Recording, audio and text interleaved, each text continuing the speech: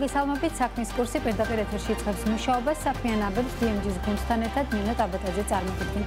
ბრიუსელი დღეს გაფართოების სამით მასპინძლობს, სადაც მათ შორის საქართველოსთან დაკავშირებით ევროკავშირის გაფართოების შესახებ ანგარიში გამოქვეყნდება. გაფართოების სამიტში ევროკავშირისა და კანდიდატი ქვეყნების ლიდერები მიიღებენ მონაწილეობას, თუმცა მათ შორის არ იქნება საქართველოს წარმომადგენელი, რომელიც უპრეცედენტო უკუსვლისათვის ანგარიში წავიდა არის გაკრიტიკებული. საქართველოს ხელისუფლება გაკრიტიკებულია ადამიანის ფუნდამენტური უფლებების დარღვევისთვის, სასამართლოს დამოუკიდებლობის შერყების, ინსტიტუტების პარტიული ინტერესებისადმი დაქვემდებარებისთვის და საგარეო პოლიტიკის შეცვლილი პრიორიტეტების გამო ეს ამონარდები რადიო თავისუფლებამ გავრცელა გუშინ. აღსანიშნავია, რომ გაფართოების შესახებ ანგარიში მოიცავს ევროკავშირში გაწევრიანების მსურველ ყველა კანდიდატ ქვეყანაში, მათ შორის საქართველოში წინსვლისა და რეფორმების პრიორიტეტების ყოველწლიურ შეფასებას.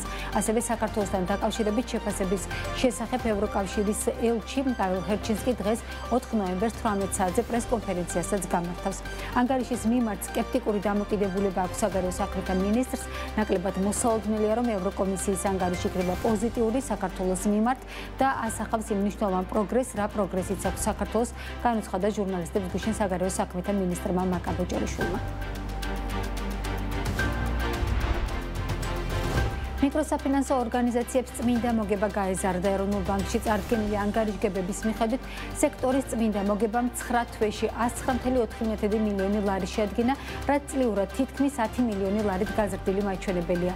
წლის დასაწყისში 2 საფინანსო ორგანიზაციის მიკრობანკად გადაკეთების შემდეგ მისოების საკრედიტო პორტფელი კვლავ კლებას აჩვენებს, კერძოდ იანვარ-სექტემბერში გაცემული სესხების მოცულობამ 1.771 მილიონი ლარი შეადგინა, რაც 192 მილიონი ლარით შემცირებული მაჩვენებელია. საკრედიტო პორტფელში სალომბარდე სესხები ჭარბობს, მოსახლეობას მიკროსაფინანსოებში დალომბარდებული ნივთების, მათ შორის 1.2 მილიონი ლარის ოქროს ნაკეთობების უზრუნველყოფით 1.379 მილიონი ლარის სესხები აქვთ აღებული.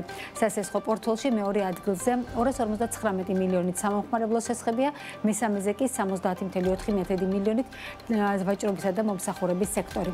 რა ტენდენციებია მიკროდაფინანსების ბაზარზე, სადაც ამჟამად 29 ორგანიზაცია ოპერირებს, ნუცა შუბაშვილი გაგვაცნობს დეტალებს შემდეგ გამოშვებებში. სახელმწიფო ელექტროსისტემა ბიზნესთან ღია თანამშრომლობას აანონსებს. ენერგოსექტორში არსებული გამოწვევების საპასუხოდ სახელმწიფო კომპანია აცხადებს, რომ მზადაა გადამცემი ქსელის განვითარების კუთხით გადასადგმელი ნაბიჯები კერძო სექტორთან პარტნიორობით დაგეგმოს და ამისთვის მრჩეველთა საბჭოს ქმნის, რომელიც ბიზნესის წარმომადგენლებით დაკომპლექტდა. ელექტროსისტემის ახალი მენეჯმენტი ირწმუნება, რომ ქსელის განვითარების და ქსელზე მიერთების პროცესი გამჭვირვალედ წარიმართება, მოხდება საჭიროებების და გამოწვევების იდენტიფიცირება და საპასუხო სტრატეგიული გადაწყვეტილებების მიღებაც. ენერგოსექტორში კი გამოწვევები მრავლად არის. გასულ წლებში CFD აუქციონებსა და ინვესტორებთან პირდაპირ მოლაპარაკებების გახსნით არაერთ პროექტზე გაფორმდა მემორანდუმი, როგორც ირკვევა. ეკონომიკის სამინისტროში დაახლოებით 17,000 მეგავატის პროექტებია წარდგენილი, სახელმწიფო ელექტროსისტემაში კი 9,000 მეგავატის დაერთებაზეა განაცხადი შეტანილი.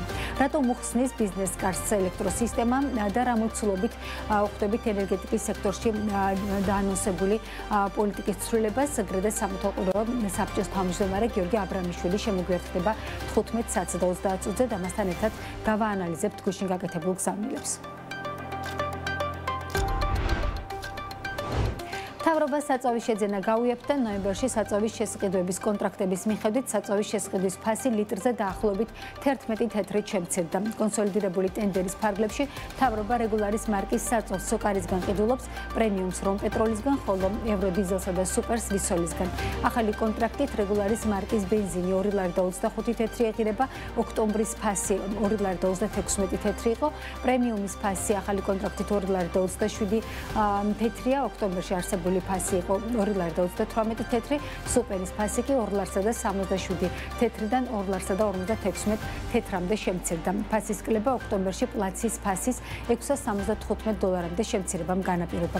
რაც შეეხება ფასებს საცალო ბაზარზე, აქ შემცირება არ გვხვდება. რეგულარის ფასი litrზე 2.95-დან 3.10 თეთრის ფარგლებშია, პრემიუმის ღირებულება 3.15-დან 3.20 თეთრის ფარგლებში, ხოლო სუპერის ფასი 3.55 თეთრიდან 3.70 თეთრის ფარგლებში მერყეობს. დღეს ირაკლი კობახიძე ჩინეთის პრემიერ-მინისტრს შეხვდება. შეხვედრა შანხაიში ქართული ოცნების დელეგაციის ვიზიტის ფარგლებში იმართება. საქართველოს დელეგაცია საპატიო სტუმრის სტატუსით მონაწილეობს ჩინეთის იმპორტის საერთაშორისო გამოფენაში, სადაც 40-მდე ქართული კომპანიაც იქნება წარმოდგენილი. მთავრობის ადმინისტრაციის უფროსის განცხადებით, საქართველოს ჩინეთს შორის ავიაციის, ტურიზმის, კულტურის, ხელოვნური ინტელექტის, გარემოს დაცვისა და ეკოლოგიის, ასევე სოფლის მეურნეობის მიმართულებით მემორანდუმები გაფორმდება. როგორც გარემოს დაცვისა და სოფლის მეურნეობის მინისტრი ამბობს, გაფორმებული მემორანდუმები საქართველოს შესაძლებლობას მისცემს განავითაროს სოფლის მეურნეობა და გაზარდოს აგროსასურსათო პროდუქციის წარმოება. ერთ-ერთი მემორანდუმი ქართლის ხორცის ექსპორტისათვის ჩინეთის ბაზრის გახსნასაც მოიაზრებს. ამ და სხვა სიახლეებით ეთერში 1 საათში ბრუნდების დაგვრჩებით.